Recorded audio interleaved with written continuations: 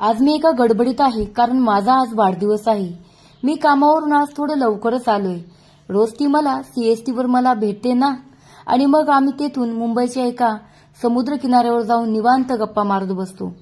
ती एक अकाउंटंट असल्याकारणाने तिची शिफ्ट सकाळी 10 ते 7:30 अशी असते आणि मी मेकॅनिकल इंजिनियर असल्याने मीही याच वेळेत रिकामा असतो. आम्ही कॉलेजमध्ये एकत्रच होतो. तेव्हापासून आमची मैत्री होती. संध्याकाळचे 7 वाजत आलेत. मी सीएसटीवर पोहोचलोय. रेल्वे अशी समोर येऊन थांबली.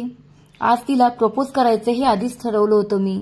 रेल्वेतून उतरताना मी तिला पाहिलं. आज तिला पाहताच जीव खालवर होत होता भीतीने.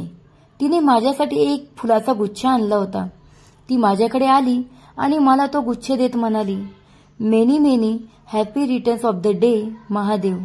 मी तिला म्हणालो, थँक्स. ती म्हणाली, अरे थँक्स कसलं आलं त्यात, आपण कॉलेज फ्रेंड्स आहोत ना, मग असं थँक्स म्हणायचं नाही हं.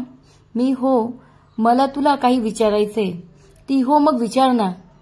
तो, पण मला पहिलं तू वचन दे की काही झालं तरी तू माझ्याशी कधीही मैत्री तोडणार नाहीस आणि मला इथे तू जशी रोज भेटत असतेस तशी रोज भेटत राहशील. अरे आज तू असं का बोलतोयस? तो, ते कळेल तुला, पण पहिला मला वचन दे. ती, बरं दिलं वचन. मी काही झालं तरी भेटत राहीन तुला. तो, ठीक आहे. विचारतो, हा गुच्छ तुझ्या हातात धर. मी गुच्छ तिच्या हातात दिला आणि मी तिच्यासाठी आणलेला एक गुलाब बाहेर काढला आणि तो दोन्ही हातात धरून मी पुढे केला आणि म्हणालो, तू मला कॉलेजमध्ये असल्यापासूनच आवडायचीस, पण तेव्हा भीतीपोटी नाही सांगू शकलो, पण आता सांगतोय, माझं तुझ्यावर खूप प्रेम आहे. काय तू माझं प्रेम स्वीकारशील? त्यानंतर एक अलगद हात माझ्या खांद्यावरून पडला. अरे महादेव, हे फूल घेऊन तू इथे काय करतोयस?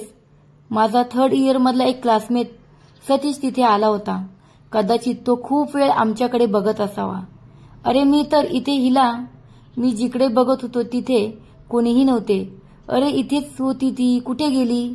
माहिती नाही रे, तो म्हणाला. ओके, ठीक आहे, शांत हो, बस इथे. मी, का?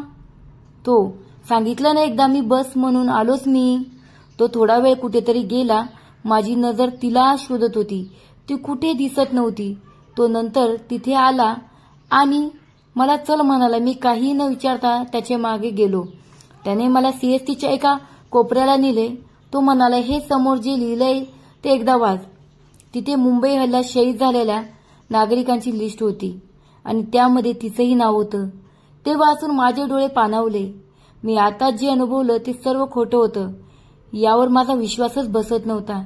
मी त्याच्या खांद्यावर डोकं ठेवून रडू लागलो.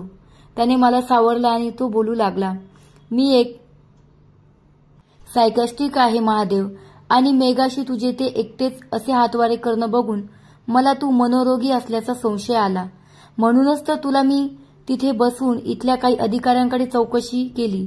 त्यांनी मला सांगितलं की तो वेडा आहे आणि रोज इथे येत असतो. त्या बाजूला एका विक्रेता आजीकडे मी चौकशी केली तेव्हा तिने मला सांगितलं की 3 वर्षापूर्वी तू जेव्हा त्या मुलीला फूल देत होतास तेव्हा अचानक एक मोठा आवाज होऊन एक बंदुकीची गोळी त्या फुलाला चाटून भिंतीत घुसली. त्यातून रक्ताच्या एका थेंबाचा ओघळ येत होता त्या भिंतीवरून, कारण ती गोळी फक्त त्या फुलाला चाटून न जाता त्या मुलीच्या हृदयातून आरपार गेली होती. तो थेंब त्या मुलीच्या रक्ताचाच होता. दहशतवाद्यांनी सिस्टवर केलेल्या हल्ल्यात तुझ्यासमोर तुझ्या मिठीत तिने डोळे मिटले याचा तुला मोठा धक्का बसला आणि तेव्हापासूनच तुला वाटतंय की ती जिवंत आहे आणि तुला दिलेले वचन ती इथे रोज येऊन पाळत आहे असेच तुला वाटतंय. सतीशने सांगितलेल्या या सत्याने तर माझ्या मनावर आघात झाला आणि मी कदाचित बेशुद्ध पडलो. जेव्हा मला जाग आली तेव्हा मी एका अनोळखी घरात होतो. सतीश तिथे आला आणि त्याने मला बेड टी देऊन मॉर्निंग विश केलं आणि तो म्हणाला, आजपासून तू वर्षभर इथेच राहून माझी ट्रीटमेंट घेशील. पूर्ण बरा झाल्याशिवाय मी तुला इथून जाऊ देणार नाही मित्रा. मी होकारार्थी मान हलवली, कारण मला त्यानं सांगितलं की मी मानसिक रोगी आहे आणि तो मला या रोगातून बरं करू शकतो. आज 1 वर्षानंतर मी त्याचं प्लॅटफॉर्मवर उभा आहे. ते गुलाबाचं फूल घेऊन. नाही, तसं काही नाहीये. मी पूर्ण बरा झालोय. नाही, मला माहिती आहे ती आज येणार नाही. आज तिचा स्मृतिदिन आहे. हे फूल तर तिला श्रद्धांजली वाहण्यासाठी आणले. एक आठवण 181 म्हणून. कथा कशी वाटली नक्कीच कमेंट बॉक्समध्ये कळवावे आणि अशाच प्रकारच्या नवनवीन कथेसाठी चॅनलला लाईक आणि सबस्क्राईब करा. धन्यवाद.